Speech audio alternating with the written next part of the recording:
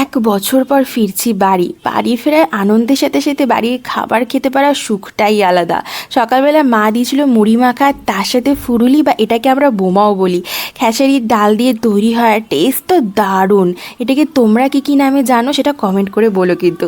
দেন দুপুরে মা রান্না করেছিল বড়ি দিয়ে পালং শাকের ঘন্ট, তার সাথে কাতলা মাছের কালিয়া আর খাসির মাংস একদম কষা কষা করে। কত দিন পর যে বড়ি খেলাম আর কী যে ভালো লাগছিল কি বলবো। আর তারপর তো এই জ্যান্ত মাছ, টাটকা মাছের স্বাদ কি দারুণ। কালিয়াটা ভীষণ ভালো হয়েছিল খেতে।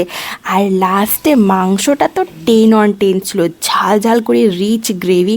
এমন রান্না যে কতকাল খাইনি, খেয়ে তো এত তৃপ্তি হচ্ছিলো কি বলবো। মাংসের কোয়ালিটিটাও ভীষণ ভালো ছিল। ডিনারে এক কাকিমার বাড়িতে ছিল আমার ইনভিটেশন, ওখানে রান্না হয়েছিল বাসন্তী পোলাও, চিকেন কারি। বাড়িতে ঢুকতেই তো গন্ধে মোমো করছিল, আর খেতে বসে দেখলাম খাবারটাও চূড়ান্ত ভালো হয়েছিল। কেমন লাগলো ভিডিওটা কমেন্ট করে জানিও।